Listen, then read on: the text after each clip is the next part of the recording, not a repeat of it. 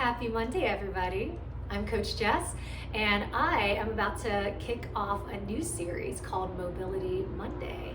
So today we are going to start on part 1 of our hip mobility series. So the idea behind this is that we're going to take a 360-degree approach to hip mobility. So our movements are going to be working sagittal plane, frontal plane, and then transverse or axial plane as well to make sure we're getting kind of that 360-degree view of the hip. So we have 3 different movements. We're going to go through this 2 rounds. If you want, you can always add on a 3rd round, but for time's sake, we're going to stick with 2 for right now. So let's get started with the first movement. So we're going to start with a pigeon stretch. So this is going to be more sagittal plane dominant, so forward and back movements. And this is going to be for the hip flexors. So to set up into this stretch, you're going to start with the front leg bent. Kick that back leg out nice and straight. Now, there are a couple different positions you can take here. So if you want, you can maintain kind of an upright torso position. It's very important to try to square up the hips here. Okay, so I don't want to be twisting, opening up to the diagonal. I want to stay nice and square, try to get my weight balanced between both sides. Now, this is a little bit more of a advanced progression. So if you want, we can actually take it down to a lower position. So from the forearms, if you'd like to really sit here and kind of milk this stretch, you can take it all the way down, rest your head on your hands or forearms. You can also use a pillow here for support if that's more comfortable for you. So we're going to hang out here for 5 to 6 deep breaths, making sure we're belly breathing into this stretch. And with every exhale, we want to melt a little bit deeper into the stretch. Now, for some of you, if this position is a little bit too challenging, one thing you can do is take a pillow or 2 and actually prop it underneath the hips to give you a little bit of elevation here so that the stretch isn't quite as intense. Okay, so that's a nice little modification. So once we get 5 to 6 breaths on this side, we're going to switch to the opposite side. So front leg bent. Now, if you want more of a glute focus on this stretch, the front leg, you're actually going to pull your lower leg to more of a straight position so that it's a little bit more parallel as opposed to being super bent. If you want to focus more on the hip flexor, take a nice tight angle here, and then we're going to kick out that back leg, extend it out nice and straight. So I'm going to kind of hang out here in the upright posture, making sure hips are square. If you want, I kind of rock back and forth a little bit in this stretch. Because remember, sometimes static stretching alone isn't enough. We actually need to add in a little bit of movement to help. So 5 to 6 deep breaths. So we want to belly breathe. So filling up from the diaphragm first, not just breathing into the shoulders, but really breathing through the belly. So 5 to 6 deep breaths. Some small movements here. All right, so that's taking care of our sagittal plane. So next we're going to work more frontal plane, so side to side. So for this, we are going to do a quadruped adductor stretch. So quadruped refers to a position where you are on your hands and knees. So you want to make sure that the shoulders are stacked right above the wrists, hips stacked above the knees, and you're going to kick one leg straight out to the side. Now, if you want a deeper stretch, you can actually inch this leg a little bit further out. And then from there, what you're going to do is you're going to sit your butt back towards your heel. So we're pulling the hips backward into the heel until you feel a stretch to the adductor, also known as kind of the groin muscles. And just hang out once you feel the stretch. It might feel slightly uncomfortable, but it shouldn't be painful. So kind of gauge where the appropriate stretch position is for you. We're going to hang out here for 5 to 6 deep breaths. Every time we exhale, we want to melt a little bit more into the stretch. And once again, if you prefer, you can add a little bit of rocking movement. Forward and then back.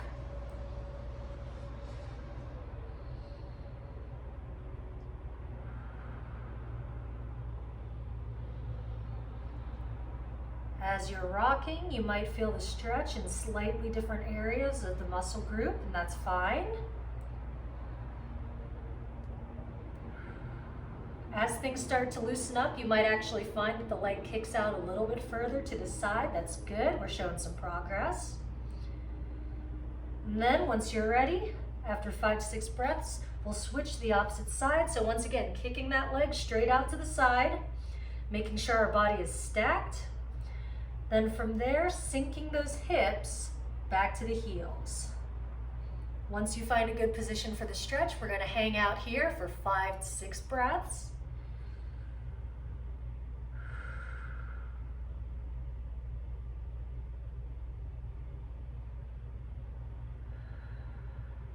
Make sure you're melting into the stretch with every exhale. I like to envision that the muscle's deflating a little bit and imagining me sinking a little bit lower into the stretch each time. So with every exhale, try to relax a little bit more into the stretch. So we want to try to get comfortable by sitting in this uncomfortable position. Take one more breath. All right. Now, we have the front and the side. Now we're going to work a little bit on the posterior side of things. Okay, most of us have tight hamstrings and hips, so we want to address that. So we're going to finish up with a supine, meaning laying on our back, hamstring stretch. Now, I actually have a TheraBand that I use for this. Honestly, you can use a towel, you can use rope, belt, anything that's kind of rope-like, okay? If you're fancy and you have a stretching strap, you can use that as well. So for this, you're going to be laying on your back. So before you get there, it's beneficial to hook one leg. So you hook it underneath the arch of your foot, and you're going to lay all the way on your back. Now, a lot of people, when they're stretching out the hamstrings, they actually like to do a straight leg here. I find that that has actually never helped me. So I actually prefer to take a slight bend at the knee. My foot is going to be dorsiflex, so I'm actively pulling my toes up towards my shin so I can get a little bit more stretch through the calf. And then I'm going to pull on the band straight back. So imagine that I'm trying to bring my knee all the way up to touch my shoulder. Okay? So you don't actually want to collapse into the stretch here. This isn't going to stretch anything. So find an angle that you like, maintain it, and then pull the leg straight back from the hip joint, maintaining this amount of flexion at the knee. Try to kiss that knee to your shoulder. And we're going to hang out here, same thing, for 5 to 6 deep breaths. Belly breathing. Now, also important, you want to make sure that the down leg stays nice and straight. I'm keeping my toes of the down leg pointed straight up towards the ceiling so that they're not rolling out to the side. Keeping my posture nice and in line.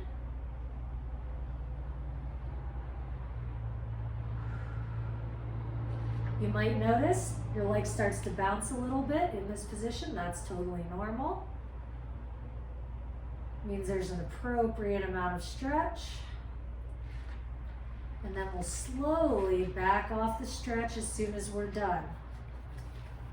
Flip it over to the opposite side. Remember, down leg is nice and straight, and we're going to pull this leg straight back. So once again, I'm trying to bring my knee to kiss my shoulder. Everything's nice and in line, nice and straight. It's not externally rotating out to the side, not collapsing inward. Down leg stays nice and straight, toes up towards the sky, hanging out here for 5 to 6 deep breaths.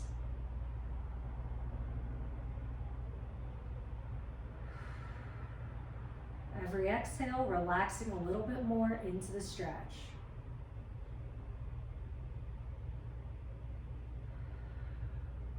Take one more deep breath here. Exhale and slowly back off the stretch.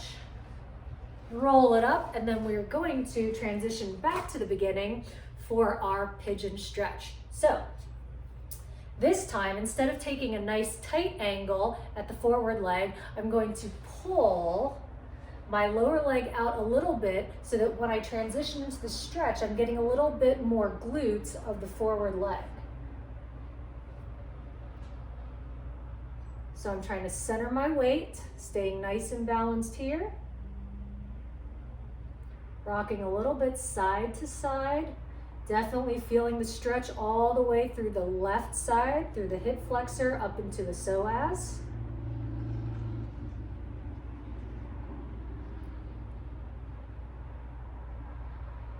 So 5 to 6 deep breaths.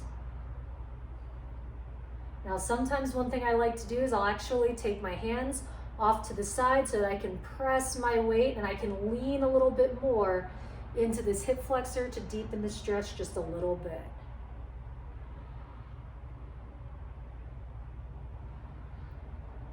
Then slowly we're going to back off the stretch. Slide this back leg back in. Then we're going to switch to the opposite side. Last time here, so remember, for more of a glute emphasis, we're pulling that lower leg out further in front of us. And we're slowly just going to sit into this stretch. Remember, if this is a little bit too intense, you can actually prop up your body on some pillows. If you have yoga blocks, you can rest both hands on those as well. So adding in a little bit of rocking movement side to side.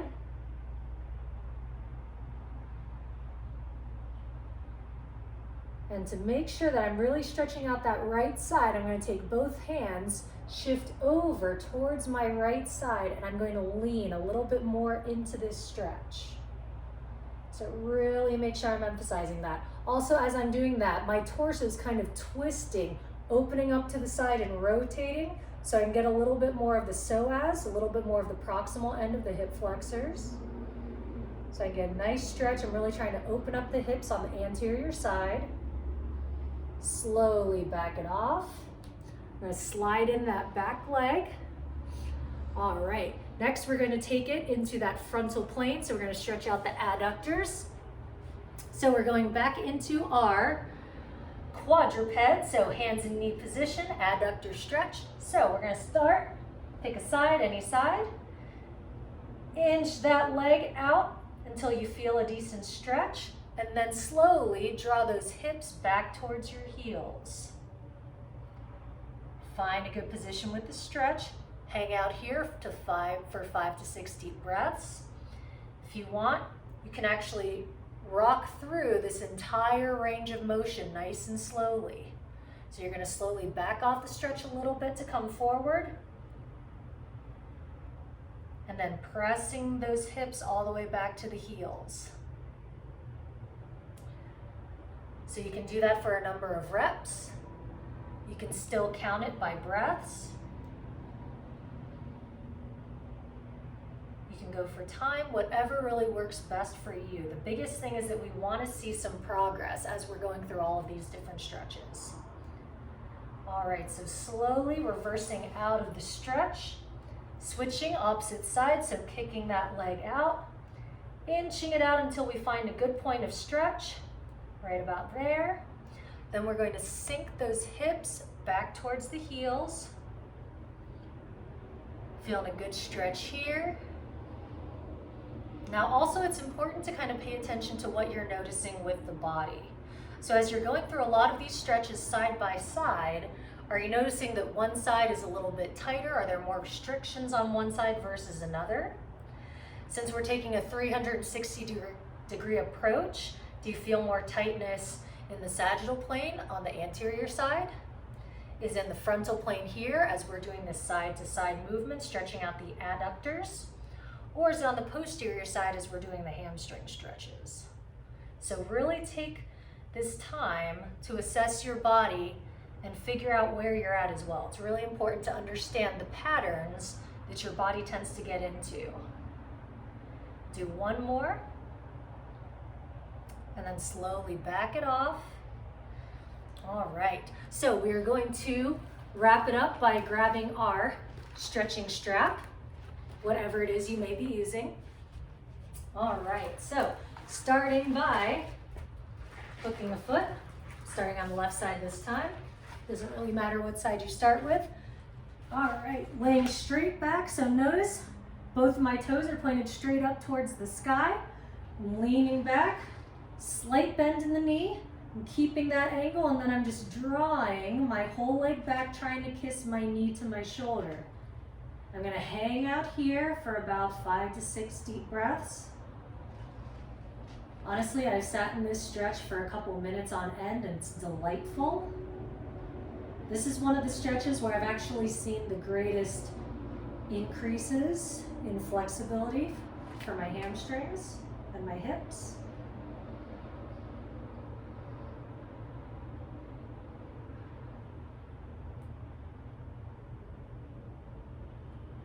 So as you're going through these stretches, remember you want to try to relax into the stretch, not just in the leg that you're stretching, but also throughout the entire body. We really want to try to melt into our stretches.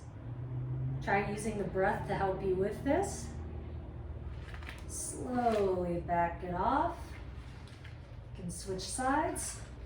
So down leg, shooting it straight down, toes pointed up towards the sky. Slight bend in the knee. And then I'm drawing that knee back, trying to kiss the shoulder. Maintain that same angle.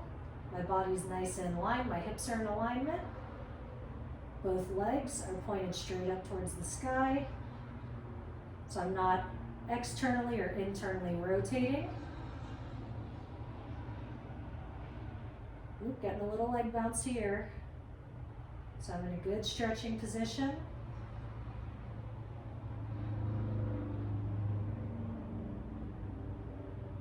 I'm going to take one more deep breath to finish it up.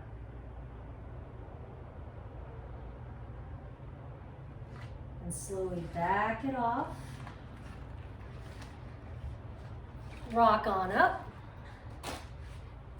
All right, so that is 2 rounds of our hip mobility part 1 series. Now, since you know the movements, if you want, you can do this on your own. You're more than welcome to continue to follow along with this video. But if you really like some of these movements, take those out, perform those for a little bit longer. Like I said, you're gonna be assessing your body as you're going through these. So maybe the hip flexors feel okay, but maybe your hamstrings are a little bit tighter. So spend a little bit more time on that posterior chain, stretching out those hamstrings. So try to play around with it and customize it to what your body in particular needs. All right, team. Well, that is it for me. You guys know this little routine, so you can perform it as many rounds as you like on your own. And next Monday, we're going to be following up with part 2 of our hip mobility series. So I'm going to be back with some new exercises for you. So if you guys have any questions at all, please feel free to reach out to me. You can message me in the comments. You can reach out to me via DM, email, anything that works for you guys, but definitely let me know what kind of videos you want to see. Thanks so much for watching, and I'll see you all soon.